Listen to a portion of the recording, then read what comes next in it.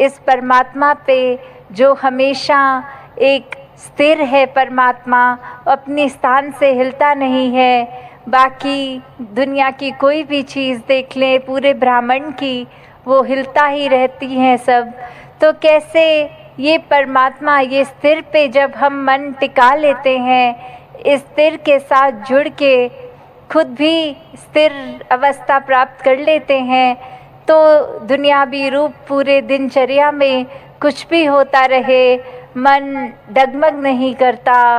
मन समय के और स्थिति के अनुसार बहुत ही अपने मन को डुबाता नहीं है। अगर बुरी एक घटना घट जाए या बहुत ही बावले रूप की तरह खुशी भी नहीं मनाता। क्यों? क्योंकि ये स्थिर के साथ जब जुड़ जाते हैं, मन बहुत ही सहज हो जाता है। फिर एक गोइंग विद द फ्लो वाली बात आ जाती है कि कैसे ये परमात्मा ही जो हर चीज़ का करता है। जब मन इस पे टिका लिया, एक अपने आप को इसके हवाले कर दिया, तो फिर ये बात कि ये जो भी कर रहा है, इसका किया सब पूर्ण, सब परफेक्ट एकदम है, तो फिर एक चिंता मन में उस रूप में नहीं आती।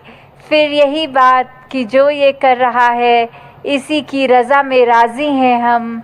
तो फिर एक कुछ भी हमें मन को खट्टा करने वाली बात नहीं लगती। कोई भी स्थिति एक ऐसी नहीं लगती कि ये परमात्मा ने जीवन में क्यों डाल दिया, या ये ऐसे करता परमात्मा तो ज़्यादा बेहतर होता।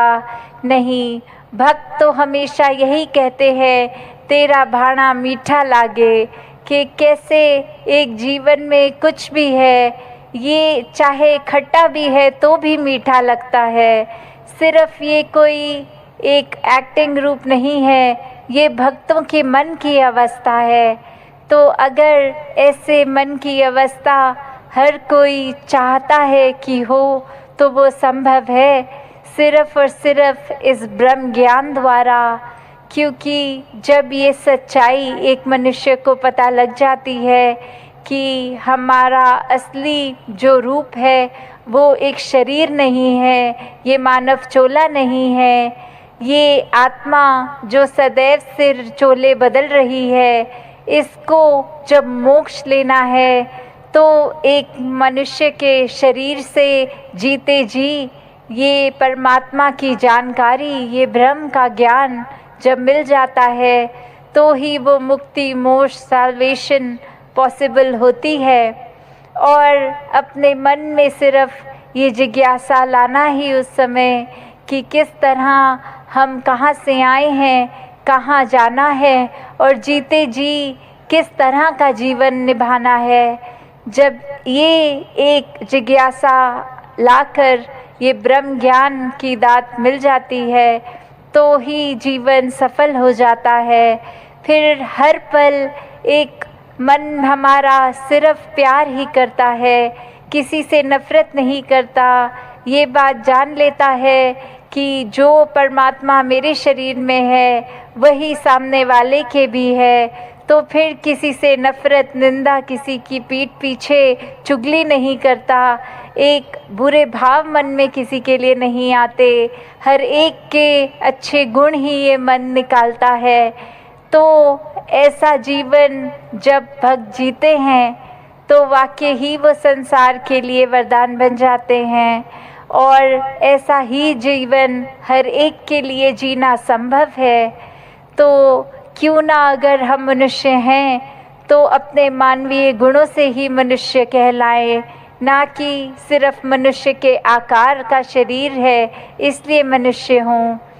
तो जब आज जैसे बात भी की जाती है कि आज वर्ल्ड एनवायरनमेंट डे है, किस तरह ये प्रकृति को भी, जो इस कादर की कुदरत है, इसको भी हर एक ने जहाँ निखारते चले जाना है।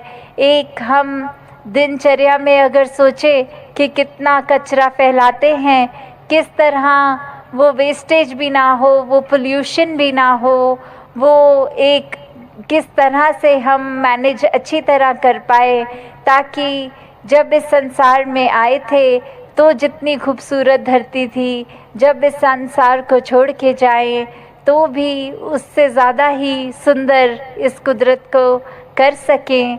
किस तरह हम अपना बिट, चाहे वो पानी, बिजली इत्यादि, जो भी हम एक अपने नीड के अनुसार बस उतना ही इस्तेमाल करें, उसको फजूल खर्च ना करें। कैसे एक बात हमेशा जो आज भी सत्संग में महापुरुषों ने दोहराई थी कि ये मिशन का स्लोगन भी कि